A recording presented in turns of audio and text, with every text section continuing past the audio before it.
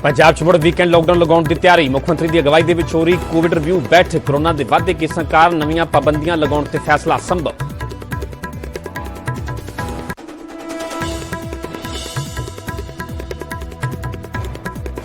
दिल्ली सरकार भी weekend lockdown लगाउण ते कर रही है विचार। थोड़ी देर दे विच केजरीवाल कर सकते हैं वड्डा ऐलान। सूत्रां मुताबिक दिल्ली दे विच इसे हफ्ते तो लग सकता है वीकेंड लॉकडाउन।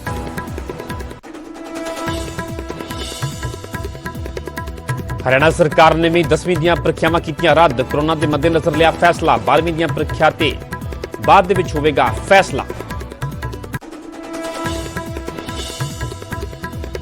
देश ਵਿੱਚ कोरोना ने तोड़े ਹੁਣ तक ਦੇ ਸਾਰੇ ਰਿਕਾਰਡ। ਪਹਿਲੀ ਵਾਰ ਇੱਕ ਦਿਨ ਦੇ ਵਿੱਚ 2 ਲੱਖ ਤੋਂ ਜ਼ਿਆਦਾ ਨਵੇਂ ਕੇਸ ਆਏ ਸਾਹਮਣੇ। 1000 ਤੋਂ ਵੱਧ ਲੋਕਾਂ ਦੀ ਮੌਤ। 15 ਲੱਖ ਦੇ ਕਰੀਬ ਪਹੁੰਚੇ ਐਕਟਿਵ ਕੇਸ। ਮੰਡੀਆਂ 'ਚ ਬਾਰਦਾਨੇ ਦੀ ਘਾਟ ਤੇ ਮੰਤਰੀ ਭਾਰਤ ਭੂਸ਼ਣ ਆਸ਼ੂ ਦਾ ਭਰੋਸਾ। ਜਲਦ ਕਮੀ ਨੂੰ ਕੀਤਾ ਜਾਵੇਗਾ ਪੂਰਾ। ਕਈ ਥਾਵਾਂ ਤੇ ਬਾਰਦਾਨੇ ਦੀ ਘਾਟ ਕਾਰਨ ਫਸਲ ਖਰੀਦ ਦੇ ਵਿੱਚ ਹੋ ਰਹੀ ਹੈ ਦੇਰੀ।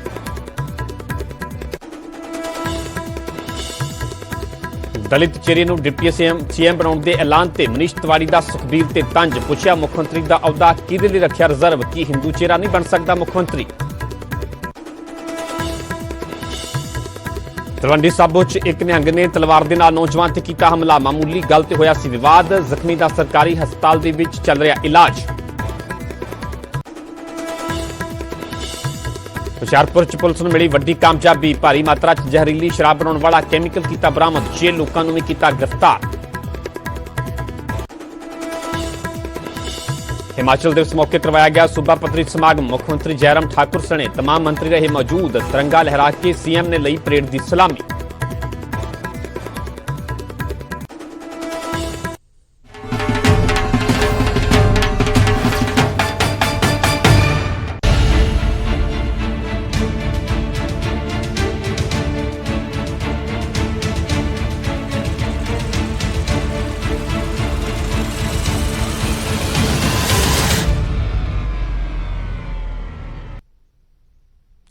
सत श्री अकाल, तुसीं वेख रहे हो न्यूज़ 18 पंजाब हरियाणा हिमाचल। मैं परमिंदर तेजा। सारे दर्शकों का बुलेटिन स्वागत है। शुरुआत करांगे सूबे की जनता के नाल जुड़ी हुई सब तो वड्डी खबर तो। पंजाब दे विच मुड़ वीकेंड लॉकडाउन लग सकता है। मुख्यमंत्री की अगवाई दे विच कोविड रिव्यू बैठक किस वेले हो रही है। वीकेंड लॉकडाउन लगाउण बारे विचार हो रहा है। माहरां तो सलाह लै रहे ने मुख्यमंत्री कैप्टन अमरिंदर। पंजाब दे विच पहला ही नाइट कर्फ्यू का फैसला लिया गया सीगा। नाइट कर्फ्यू पहला ही पंजाब भर दे विच जारी है।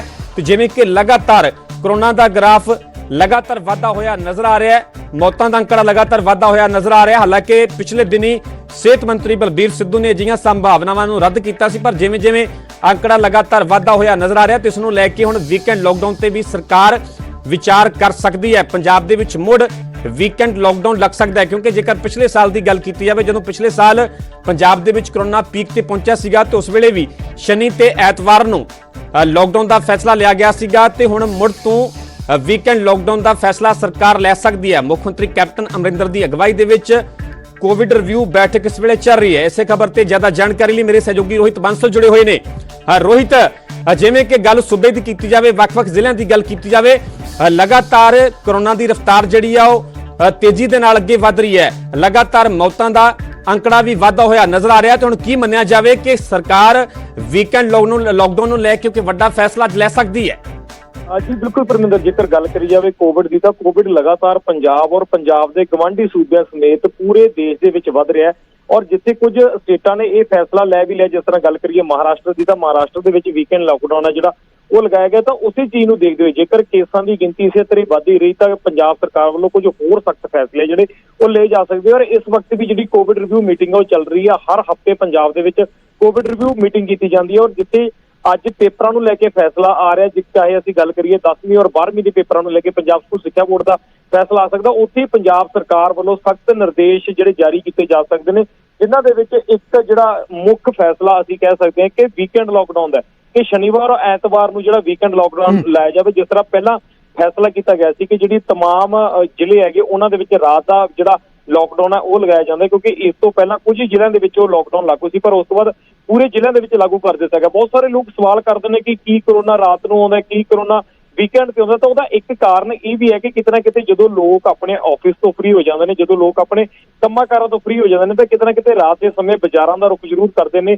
ਵੀਕਐਂਡ ਤੇ, ਕਿਉਂਕਿ ਹਰ ਵਿਅਕਤੀ ਨੂੰ ਛੁੱਟੀ ਹੁੰਦੀ ਹੈ ਤਾਂ ਉਹ ਬਾਜ਼ਾਰਾਂ ਦੇ ਵਿੱਚ ਘੁੰਮਣ ਲਈ ਜੀ। ਜ਼ਰੂਰ ਜਾਂਦਾ। ਤਾਂ ਇਸੇ ਕਾਰਨ ਹੀ ਜਿਹੜਾ ਵੀਕਐਂਡ ਲਾਕਡਾਊਨ ਦਾ ਜਿਹੜਾ ਡਿਸੀਜਨ ਆ ਉਹ ਪੰਜਾਬ ਸਰਕਾਰ ਵੱਲੋਂ ਅੱਜ ਕੋਵਿਡ ਰਿਵਿਊ ਮੀਟਿੰਗ ਦੇ ਵਿੱਚ ਲਿਆ ਜਾ ਸਕਦਾ ਹੈ। ਜੀ ਪਰਮਿੰਦਰ। ਰੋਹਿਤ, ਜੇਕਰ ਪਿਛਲੇ ਦਿਨਾਂ ਦੀ ਗੱਲ ਕੀਤੀ ਜਾਵੇ ਤਾਂ ਨਿਊਜ਼ 18 ਦੇ ਵੱਲੋਂ ਸਿਹਤ ਮੰਤਰੀ ਬਲਬੀਰ ਸਿੱਧੂ ਨੂੰ ਵੀ ਇਹ ਸਵਾਲ ਕੀਤਾ ਗਿਆ ਸੀ, ਹਾਲਾਂਕਿ ਉਹਨਾਂ ਨੇ ਵੀਕਐਂਡ ਲਾਕਡਾਊਨ ਦੀਆਂ ਸੰਭਾਵਨਾਵਾਂ ਨੂੰ ਰੱਦ ਕੀਤਾ ਸੀਗਾ।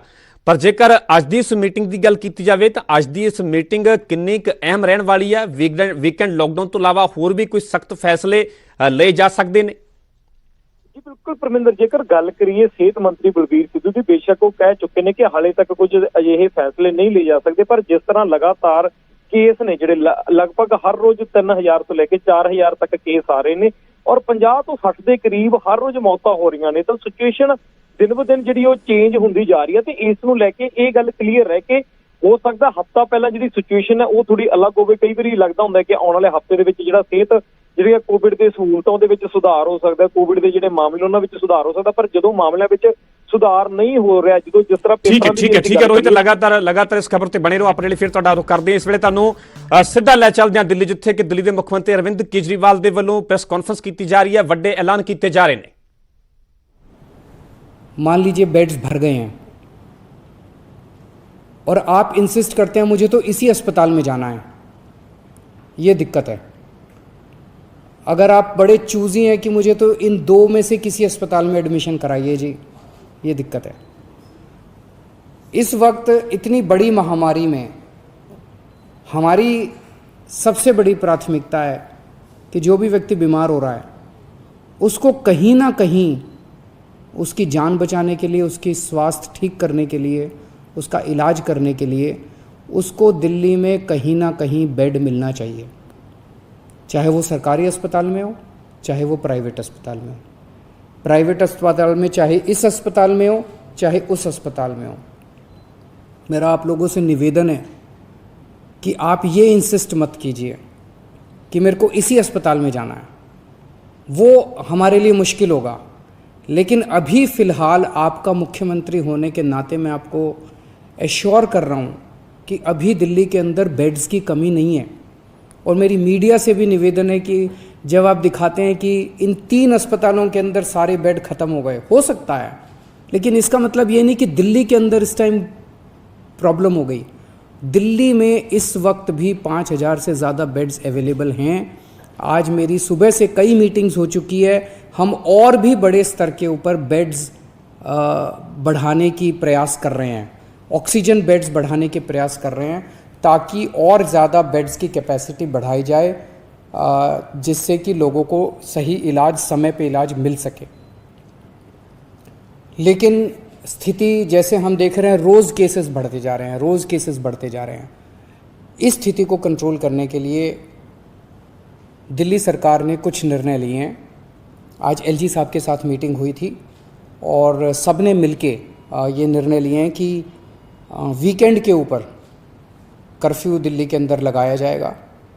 इसका कारण ये है कि लगभग हफ्ते के दौरान, वर्किंग डेज़ के दौरान आदमी को अपनी कमाई करने के लिए जाना होता है, आदमी को अपने काम पे जाना होता है। लेकिन वीकेंड में अक्सर जो लोग निकलते हैं वो अपने एंटरटेनमेंट के लिए या दूसरी एक्टिविटीज़ के लिए निकलते हैं, जो कि कर्टेल की जा सकती है, जो कि जिसके ऊपर अंकुश लगाया जा सकता है, उससे बहुत ज़्यादा लोगों को दिक्कत नहीं होनी चाहिए।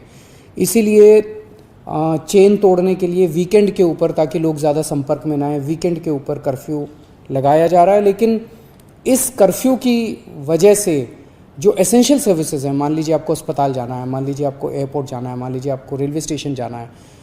एक और भी बड़ी चीज़ है कि ये शादियों का सीज़न है और कई लोगों की ऑलरेडी शादी की डेट्स डिसाइड हो चुकी हैं, सब कुछ तैयारियां हो चुकी हैं। हम नहीं चाहते कि उनको किसी तरह की तकलीफ़ हो। ऐसे लोगों को जो एसेंशियल सर्विसेज हैं और ख़ासकर जो शादियां हैं, उनको हम कर्फ्यू पासेस दे के उनको अलाउ करेंगे, उनका मूवमेंट हम अलाउ करेंगे। वो कर्फ्यू पासेस के अप्लाई कर सकते हैं और उनको जल्द से जल्द बिना किसी हैरेसमेंट के हम कर्फ्यू पासेस देंगे। मॉल्स, जिम्स, स्पाज और ऑडिटोरियम्स को फ़िलहाल बंद करने के निर्देश दिए जा रहे हैं। सिनेमा हॉल्स 30% की कैपेसिटी पे चल सकते हैं। वीकली मार्केट्स जो हैं वो एक वीकली मार्केट पर डे पर जोन के हिसाब से अलाउ किया जाएगा, और वीकली मार्केट में ज़्यादा भीड़ ना हो इसके लिए भी स्पेशल इंतज़ाम कुछ किए जा रहे हैं, जिसके आज ऑर्डर निकाले जाएंगे। रेस्टोरेंट्स में अब वहाँ बैठ के खाने की इजाज़त नहीं होगी, केवल होम डिलीवरी परमिट की जाएगी। और सभी मार्केट्स के अंदर, पब्लिक प्लेसेस के अंदर एनफोर्समेंट को और ज़्यादा सख्त किया जाएगा, ताकि सोशल डिस्टेंसिंग और मास्क को इम्प्लीमेंट किया जा सके, ताकि लोग मास्क पहने। अभी हम देख रहे हैं कि कई सारे लोग बिना मास्क के घूम रहे हैं, जो कि आपकी सेहत के लिए, दूसरों की सेहत के लिए नुकसानदायक हो सकता है। ये सारे रिस्ट्रिक्शंस हम आपके लिए लगा रहे हैं, आपके परिवार के लिए लगा रहे हैं, आपकी सेहत के लिए लगा रहे हैं, आपकी ज़िंदगी के लिए लगा रहे हैं। मैं समझ सकता हूँ कि इन रिस्ट्रिक्शंस की वजह से आपको काफ़ी तकलीफ़ होगी, लेकिन आप ये भी समझ रहे होंगे और पूरा साथ देंगे, सरकार का, मेरा पूरा साथ देंगे कि ये रिस्ट्रिक्शंस इस वक्त लगाने कितने ज़रूरी हैं। इन सभी रिस्ट्रिक्शंस को पालन करने के लिए मैं आप सब से हाथ जोड़ के सहयोग की अपील करता हूँ। मैं उम्मीद करता हूँ कि ये जो कोरोना की चौथी वेव आई है, इस चौथी वेव को भी हम सब दिल्ली वाले मिलके पहले जो 3 वेव आई थी उसकी तरह से हम ज़रूर सफल होंगे, जल्द सफल होंगे, ताकि हम लोगों को इससे भी जल्दी मुक्ति मिल सके। नमस्कार।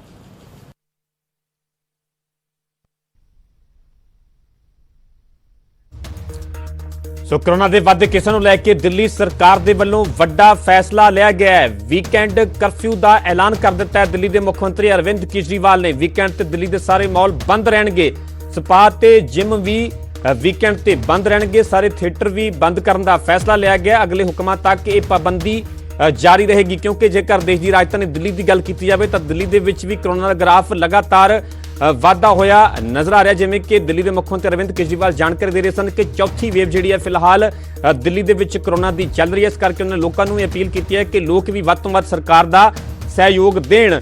ਸੋ ਲਗਾਤਾਰ ਵੱਧਦੇ ਕੇਸਾਂ ਦੇ ਮੱਦੇਨਜ਼ਰ ਦਿੱਲੀ ਸਰਕਾਰ ਦੇ ਵੱਲੋਂ ਵੱਡਾ ਫੈਸਲਾ ਲਿਆ ਗਿਆ ਹੈ। ਵੀਕਐਂਡ ਕਰਫਿਊ ਦਾ ਦਿੱਲੀ ਸਰਕਾਰ ਦੇ ਵੱਲੋਂ ਐਲਾਨ ਕਰ ਦਿੱਤਾ ਗਿਆ ਹੈ। ਵੀਕਐਂਡ ਤੇ ਦਿੱਲੀ ਦੇ ਸਾਰੇ ਮਾਲ ਬੰਦ ਰਹਿਣਗੇ, ਸਪਾ ਤੇ ਜਿਮ ਵੀ ਬੰਦ ਰਹਿਣਗੇ, ਸਾਰੇ ਥੀਏਟਰ ਬੰਦ ਰਹਿਣਗੇ। ਵੀਕਐਂਡ ਕਰਫਿਊ ਦਾ ਫੈਸਲਾ ਦਿੱਲੀ ਸਰਕਾਰ ਦੇ ਵੱਲੋਂ ਲਿਆ ਗਿਆ ਹੈ। ਦਿੱਲੀ ਦੇ ਮੁੱਖ ਮੰਤਰੀ ਅਰਵਿੰਦ ਕੇਜਰੀਵਾਲ ਦੇ ਵੱਲੋਂ ਅੱਜ ਐਲਜੀ ਦੇ ਨਾਲ ਬੈਠਕ ਕੀਤੀ ਗਈ, ਲੰਬਾ ਮੰਥਨ ਹੋਇਆ, ਜਿਸ ਤੋਂ ਬਾਅਦ ਚ ਦਿੱਲੀ ਸਰਕਾਰ ਨੇ ਇਹ ਵੱਡਾ ਫੈਸਲਾ ਲਿਆ ਹੈ ਕਿ ਜਿਵੇਂ ਲਗਾਤਾਰ ਦਿੱਲੀ ਦੇ ਵਿੱਚ ਵੀ ਕੋਰੋਨਾ ਦਾ ਗ੍ਰਾਫ ਵਾਧਾ ਹੋਇਆ ਨਜ਼ਰ ਆ ਰਿਹਾ ਹੈ, ਹਾਲਾਤ ਹੋਰ ਵੀ ਜ਼ਿਆਦਾ ਖਰਾਬ ਹੋ ਰਹੇ ਨੇ। ਇਸੇ ਕਰਕੇ ਦਿੱਲੀ ਸਰਕਾਰ ਦੇ ਵੱਲੋਂ ਇਹ ਵੱਡਾ ਫੈਸਲਾ ਲਿਆ ਗਿਆ ਹੈ। ਵੀਕਐਂਡ ਕਰਫਿਊ ਦਾ ਫੈਸਲਾ ਲਿਆ ਦਿੱਲੀ ਸਰਕਾਰ ਨੇ। ਲੋਕਾਂ ਨੂੰ ਵੀ ਉਹਨਾਂ ਨੇ ਅਪੀਲ ਕੀਤੀ ਹੈ ਕਿ ਵੱਧ ਤੋਂ ਵੱਧ ਲੋਕ ਵੀ ਸਰਕਾਰ ਦਾ ਸਹਿਯੋਗ ਦੇਣ।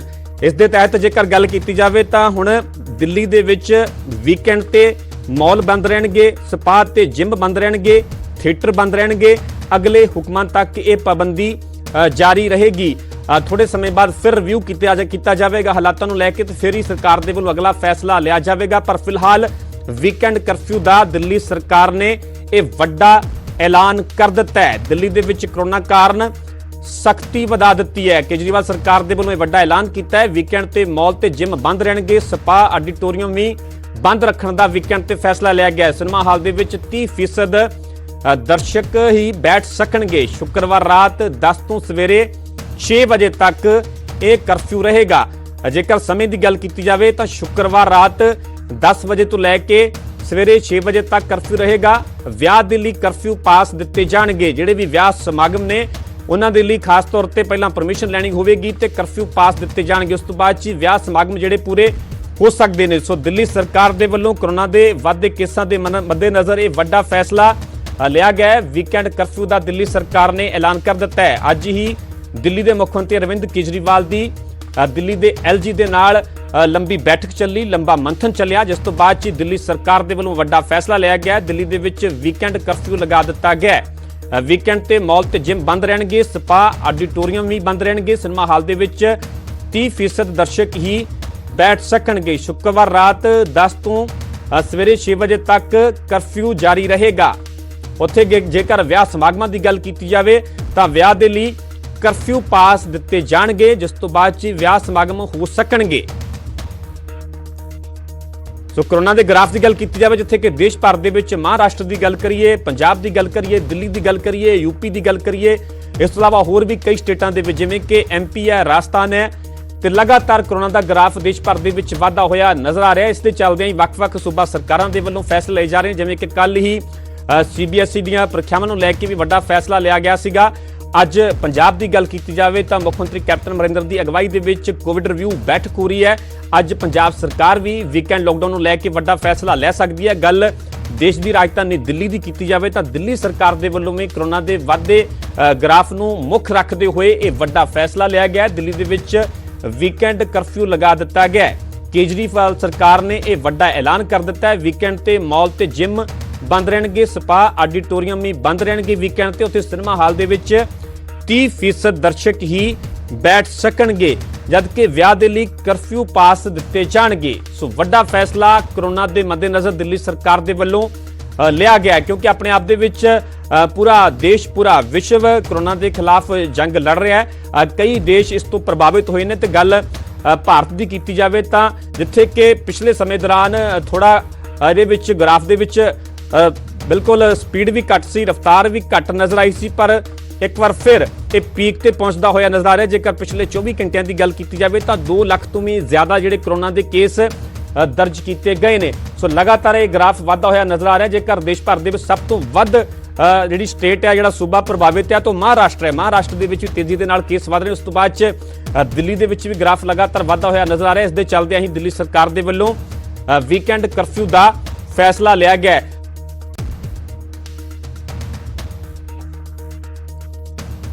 ਰੁਕ ਕਰਦੇ ਅਗਲੀ ਵੱਡੀ ਖਬਰ ਦਾ। ਹਰਿਆਣਾ ਸਰਕਾਰ ਦੇ ਵੱਲੋਂ ਵੀ ਵੱਡਾ ਫੈਸਲਾ ਲਿਆ ਗਿਆ ਹੈ। 10ਵੀਂ ਦੀਆਂ ਪ੍ਰੀਖਿਆਵਾਂ ਰੱਦ ਕਰ ਦਿੱਤੀਆਂ ਗਈਆਂ ਨੇ। 12ਵੀਂ ਦੀ ਪ੍ਰੀਖਿਆ ਫਿਲਹਾਲ ਟਾਲੀ ਗਈ ਹੈ। ਕਰੋਨਾ ਦੇ ਮੱਦੇਨਜ਼ਰ ਇਹ ਵੱਡਾ ਫੈਸਲਾ ਲਿਆ ਗਿਆ ਹੈ। CBSE ਦੀ ਤਰਜ਼ ਤੇ ਇਹ ਫੈਸਲਾ ਲਿਆ। ਕੱਲ CBSE ਨੇ ਵੀ 10ਵੀਂ ਦੀ ਪ੍ਰੀਖਿਆ ਰੱਦ ਕੀਤੀ ਸੀ ਤੇ 12ਵੀਂ ਦੀ ਪ੍ਰੀਖਿਆ ਟਾਲੀ ਗਈ ਸੀ, ਤੇ ਹੁਣ ਹਰਿਆਣਾ ਸਰਕਾਰ ਦੇ ਵੱਲੋਂ ਵੀ ਵੱਡਾ ਫੈਸਲਾ ਲਿਆ ਗਿਆ ਹੈ। 10ਵੀਂ ਦੀਆਂ ਪ੍ਰੀਖਿਆਵਾਂ ਰੱਦ ਕਰ ਦਿੱਤੀਆਂ ਨੇ।